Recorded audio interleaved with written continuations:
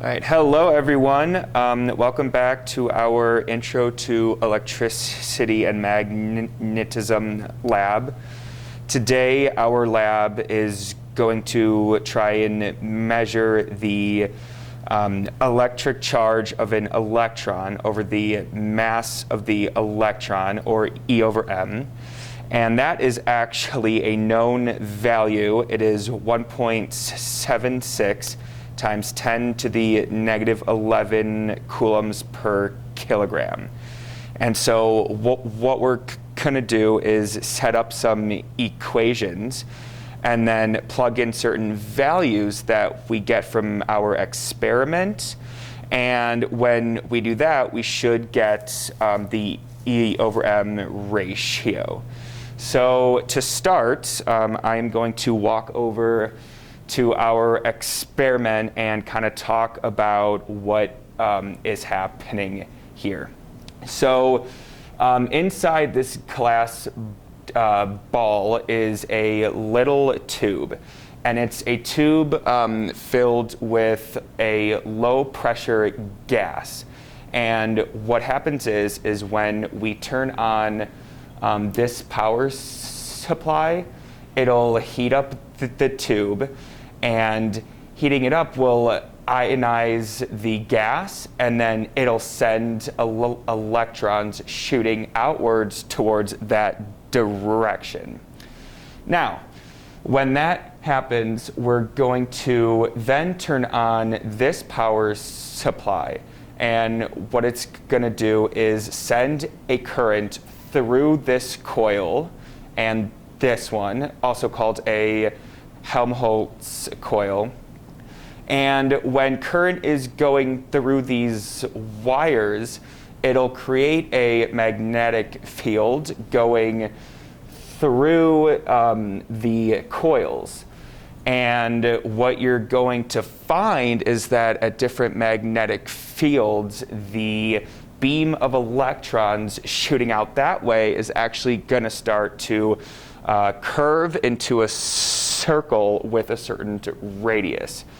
And the reason for that is something you may have seen is if there is a moving charge, let's say it's going this way, and let's say I have a magnetic field going this way, it'll be pushing up.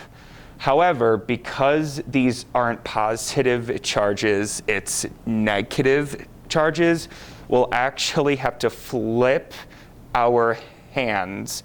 And so what I do is I'll do the left-hand rule instead, where I say charges go this way. My fingers are pointing where the magnetic field is going, and then my palm is where the force is. And so if charges go this way, magnetic field is coming out here, then the electron beam is going to be pushed up. But as it's pushed up, then my thumb, or where the electrons are moving, is going to change. Magnetic field is still pointing out, and now the force is going this way. And if you keep on going, you'll see that the charges is going to go in a circle. So in order to measure E over m, what we need is the magnetic field of the Helmholtz coil. We'll need the voltage of the first power supply. And then we're also going to measure the radius that the electron beam goes in. And when we do all that, we'll get E over m. But to start, the way we get the magnetic field is going to be directly correlated to the current that we choose. And so the magnetic field is going to equal N, which is the number of turns in the coil, times mu naught, which is just a constant, which is 4 pi times 10 to the negative 7, times the current, which is what will be changing, divided by 5 over 4 to the 3/2, times A, which is the radius of the whole coil itself. And for this one, the radius is 15 centimeters or 0.15 meters.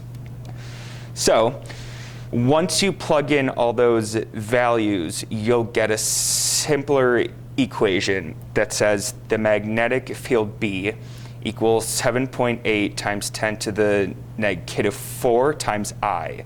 And so when you adjust the current, you will just plug it in here, and it'll get you your magnetic field. So now we're gonna talk a bit about conservation of energy, where the initial kinetic energy will equal the potential energy of the electron. And if you remember, the kinetic energy equals 1/2 mv squared, where v is the speed that the electrons are shooting out of the tube. And then the potential energy is going to be the electron's charge times the voltage that is accelerating the electrons. And this value is what you're controlling. So we want this because when we talk about forces, because the charge is going to be shooting out a certain speed, the magnetic field pointing outward is going to cause the electron to move in a circle. And there has to be some force keeping it in that circle. And that is the centripetal force, which equals mv squared over r. And that will equal the force caused by the magnetic field, which is the charge of the electron times the speed of the electron times the magnetic field. Now, if we rearrange this just a bit, what we're going to do is actually plug in our V found from the conservation of energy. We're going to plug that into the V's here. And what we're going to get is E over m equals root 2 times E times V over m over the radius times the magnetic field. Now, once all that gets simplified, you actually get a pretty simple equation that says E over m equals 2 times the voltage over the radius of the circle squared times the magnetic field squared, where we find the magnetic field using this equation that you plug in our current. And so once you plug in different values, what you'll see is that, let's say you bring up the voltage and you change the current somehow, the radius of the circle is also going to change. And so you're going to pick data points for the voltage, the radius, and the magnetic field. And once you plug all them in, you should get E over m equals around 1.76 times 10 to the negative 11 coulombs per kilogram, which is exactly the known value of E over m.